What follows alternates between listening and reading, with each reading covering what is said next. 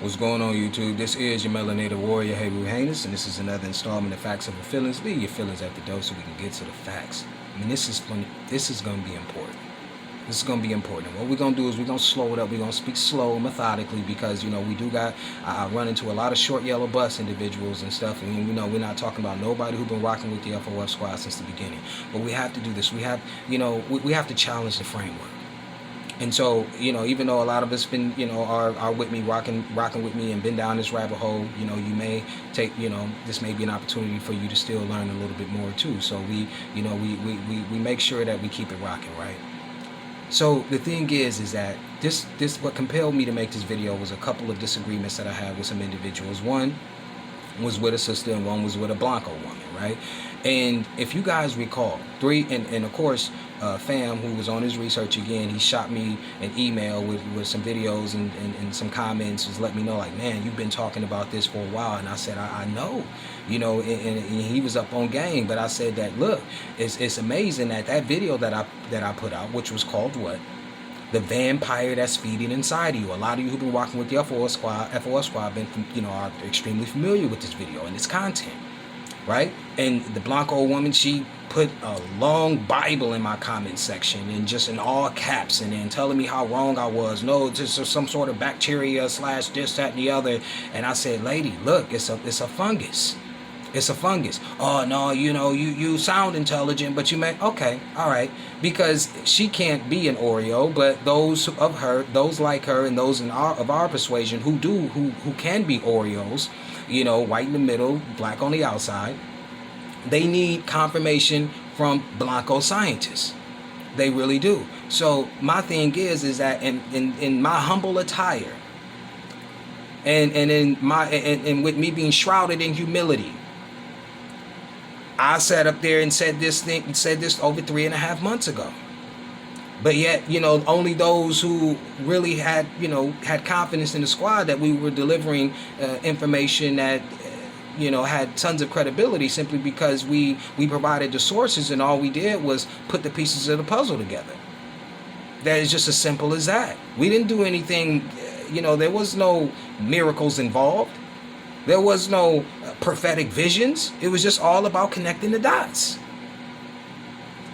So what we'll do is we'll go ahead and we'll play a couple videos right quick. Like I said, this is going to be a quick video, but it's going to be a powerful video. It's going to make you think. So let's start it off. 1976 Copyright Act, Section 107, allowances for fair use for the purposes of criticism, commentary, education, scholarship, news reporting, but overall here at the FOF squad, waking your ass up.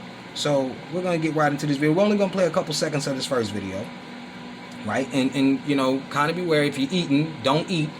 Stop eating what you're doing right now, because there's some graphic images, so I just kind of want to warn you before you, if you are. And so we're going to get right into it and let a Blanco scientist or a scientist tell you exactly what's going on.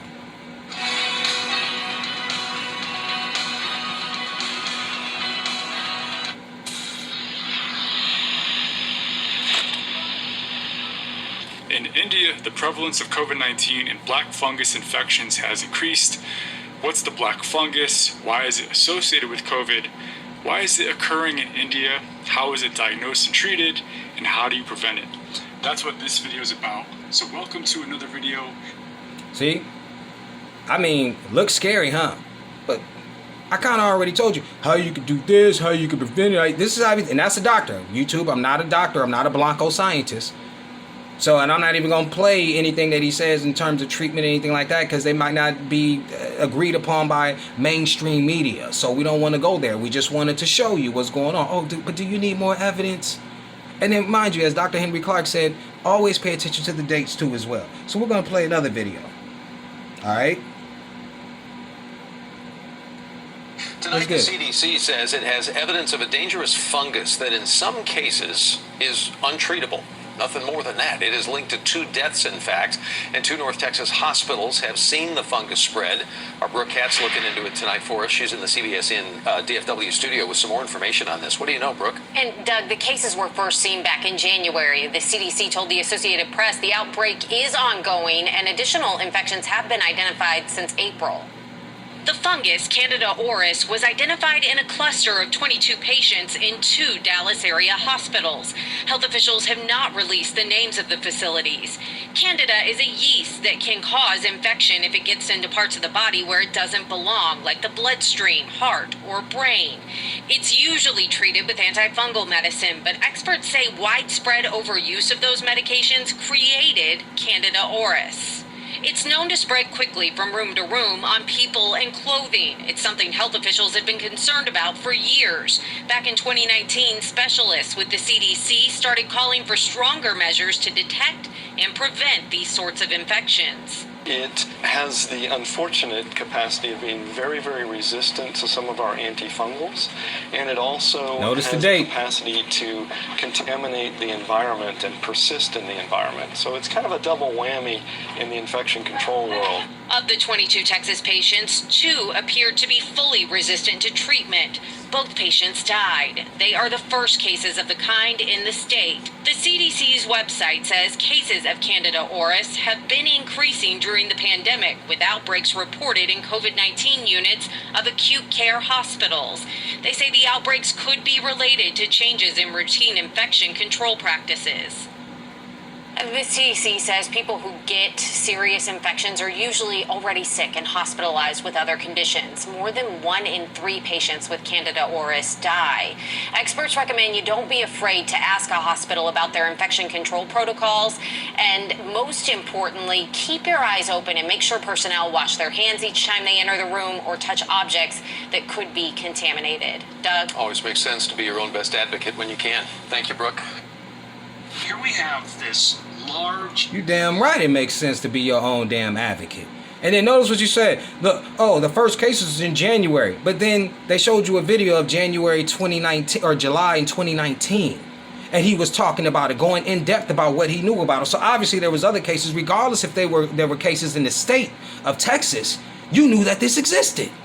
And your boy Heru and the FOF squad also knew that it existed. And remember, he talked about it can contaminate the environment. Why? Because a fungus can live in the air. This is what will be airborne. Let me stop. Let me stop. And so, let's go to the second part of this segment, because some people don't know when I'm transitioning. All right? So this is the cue. We're done with that. Now we're moving on to the second segment, which is second part of this segment, which was when I got into a discussion with a sister, and she was talking about, because I told her, I think Sha'Carri Richardson or whatever, the girl run track, because I don't support none of the, I don't get involved in the rituals. And so she was like, well, why isn't that, you're not supporting our sister? I said, why would I support anybody participating in rituals? Olympus is the highest mountain in Greece. Okay, it's where the pantheon, it's where the gods were. Their gods that they changed up. Okay? And so what you have to understand is that they are participating in the ritual, because how it started was that these games were to commemorate the assistance that Zeus had given Hercules. Okay? Because Hercules had defeated some monster or something. And then what happened was he built some stadium or whatever for the games to take place in. All right? And they happened every 4 years. Okay? And they would start it off as foot races or whatever, but the individuals that were involved in the races, they would compete butt-ass naked. That was the nature of the games. And then, you had rituals, you had sacrifices, all of this to Zeus. Okay? And this tie is to this country, because this is nothing but the continuation of the Greco-Roman Empire. This is one of the reasons why the cities like, Polis, Polis, means city in Greek. So you have Annapolis, Minneapolis, Polis. Okay? And if you notice, every president is elected around the same time, literally the same year that the Olympics start. Do you think that I'm reaching? No, because who was your first president that they say? George Washington. Another nickname for Zeus is Georgios. George, it means the same thing. Zeus is called the farmer. George is called the farmer. Literally, your first president was Zeus. And they go right along hand with the Olympics. That's why every year you find, every year that the president is elected, every 4 years, it falls alongside the Olympics. Okay, and that's when I got into it with her. I told her about, you know, it was a celebration in Sparta called Gymnopadia. Gymnos, or Gymnospadia, I believe it is. You have to look that up, but it's either Gymnopadia or Gymnospadia. But Gymnos means naked. Padia means youth. It literally was translated as the festival of the naked youth. So gymnastics, gymnos means naked. Nastics meant the bending or the bending of a tree. So it means to bend naked. That's why when you hear all of this controversy now surrounding these women, or why they have to dress the way that they dress when competing in gymnastics, is because they used to compete in antiquity butt ass naked. But then it always trips me out how a Christian nation never wants to do their research and unwittingly finds themselves participating in rituals to pagan gods. That's why I don't want my people participating or supporting Olympic Games. You see what I'm saying? This is what you have to understand. This is not a far reach, because if you also take into consideration what? When they made a movie about this nation falling, what was the name of that movie? One of the movies, because they made many movies about it. One of those movies was called Olympus Has Fallen.